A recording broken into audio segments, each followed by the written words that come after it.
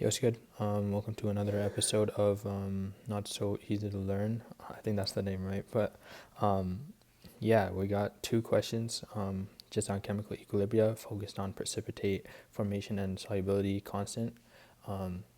So I guess we could just get started. So here we have Bi3 plus is detected with white precipitate. We just need to find the pH of the saturated aqueous solution. Okay, so what I learned from doing this is that saturated, this just means that BiO plus and OH minus are the same concentration. But I didn't understand that fully when I did it, so I'll just show what kind of made sense for me. So first, if we draw the ice table, wait, my bad, the mic is like weird. Hopefully that didn't make a lot of sense. BiOH solid.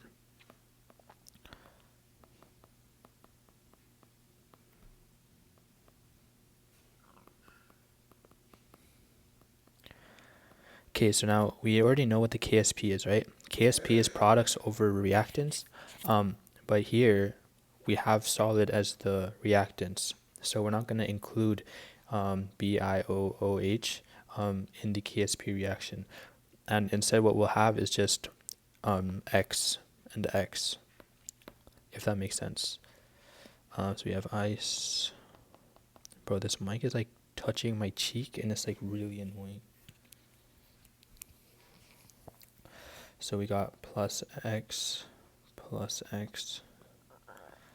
this is going to be XS because we're not going to be considering this in our Ksp equation or whatever. So Ksp is just going to be equal to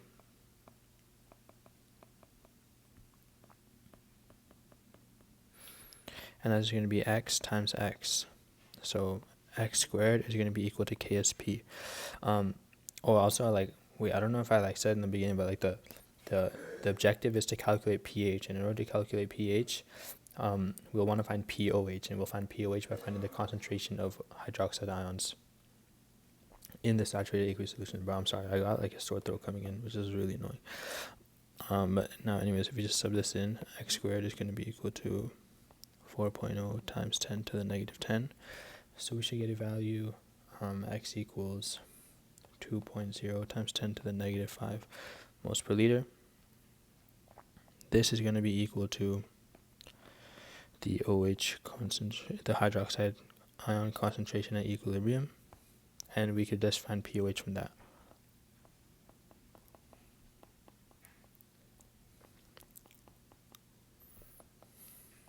Should get a pOH of 4.70 if we plug this value into here. And now pH is just going to be equal to 14 minus 4.70. Should get a value of 9.30. So pH is going to be equal to 9.30. That is our answer. Very quick, very easy. My main issue is just not understanding that BiO plus and hydroxide ions would be in the same concentration. But after drawing out that ice table, it kind of makes more sense to me. And now I just know saturated aqueous solutions, it's going to be like that. Because the solid is not going to be included in the Ksp. That's where I kind of got lost. But yeah, just when we're writing the Ksp out, we're not going to be including solid state reactants or products. We're only going to be including aqueous rather than solid. If it's liquid, we're not going to include it unless all of the products and reactants are liquid. So in this case, we don't have any liquid, so we don't have to worry about that. But if we had like one liquid component, then we would not include that either. But if the entire reaction was liquid, then we would include it. But that's kind of like basic stuff now. Okay, so now the next question is, will a precipitate form when 155 mils of 0.016 moles per liter KCl is added to 245 mils of 0.175 moles per liter of PbNO3? So that's lead nitrate, I believe. So what's the first step? Oh, my bad, bro. My lips are so dry too. I do not know what's going on, bro. Okay, so first you want to find the Ksp value. Ksp value, I have this from my data sheet. This is going to be 1.2 times 10 to the negative 5. So if we could find Qsp, then we could compare to Ksp to determine if reaction is forward or backwards. And then from there we'll be able to see if solid is formed or we just stay in like solution. So the first step honestly would just be to write out the equation so it makes more sense as to what's going on. So PbCl2 solid, Pb2 plus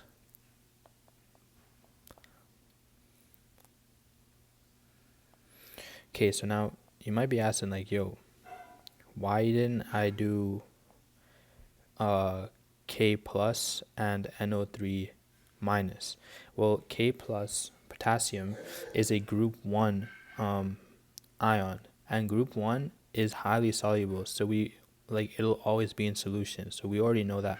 So what we're mainly worried about is seeing if lead and chlorine will form lead ion and chloride ion will form a precipitate, because we already know that if you put potassium into potassium ion and mix it with something, it'll be highly soluble and it will not form a precipitate. So that's why we're testing it. So that's why this is the equation that we're focused on. So now hopefully you're able to see that these two are aqueous. So if the reaction is occurring backwards, then we'll have PPT forming like precipitate. If it's going this way, then there'll be no precipitate. And in order to determine that, we need to look at the Qsp. Qsp is just at the current state of the reaction. What is the value? So first we'll want to find out, well, maybe we should just write out the equation. Ksp is equal to, again, we're not including solid state, so that's why it's just going to be the two ion concentrations. Okay, so now we want to find out the concentration. So Cl minus concentration. Bro, I just don't want the core memory. Like, remember Ryan's Toys review? Like, that was like back in the day.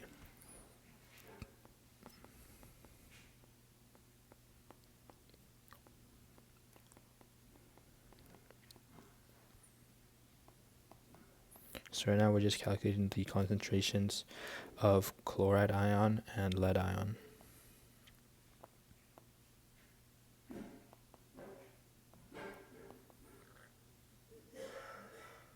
Wait, hold on. I did that wrong. Oh, wait, no, not yet. Pb2 plus.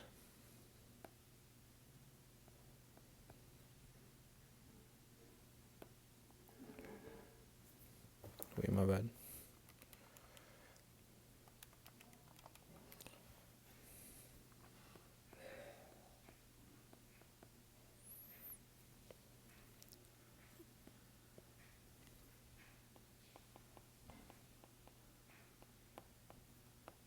Damn, I messed up on this part when I was doing it like myself as well, so that's not a good sign. Okay, so you'll probably see like this is going to be in moles right now, what we have like found. But we need moles per liter, we need concentration, so we're going to have to divide it by the total volume. The total volume will just be 155 mils.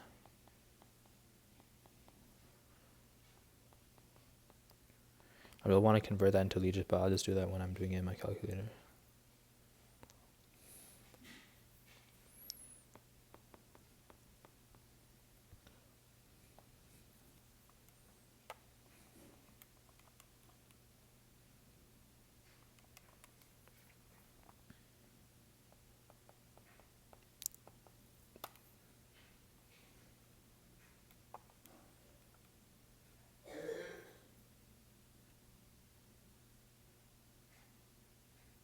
Wait.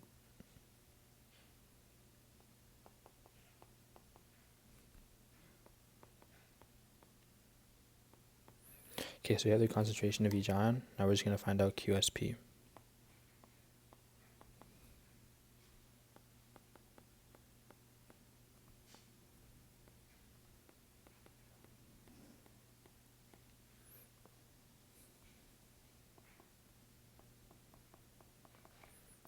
Okay, so we got the Qsp is 4.1 times 10 to the negative 6. And if we compare this to Ksp, which is 1.2 times 10 to the negative 5, we'll see that Qsp is smaller by a factor of 10.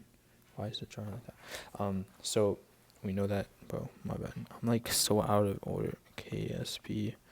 So we know that Qsp is smaller than Ksp. So what does this mean? So we know how Qsp is like products over reactants. Same thing for here, right?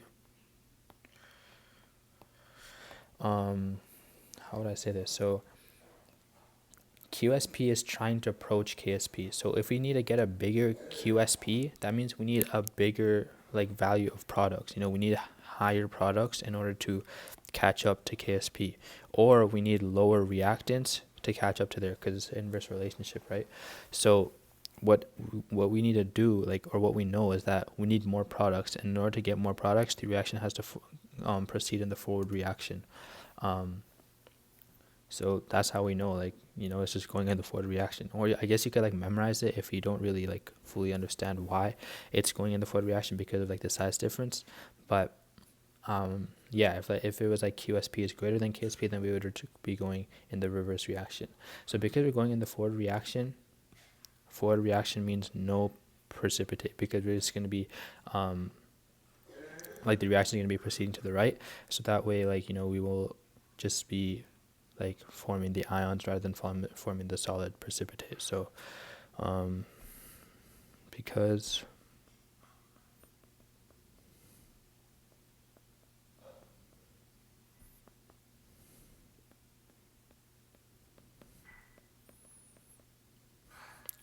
yeah, so I feel like the place I messed up on was just this area here. Just remember to dividing by the total volume.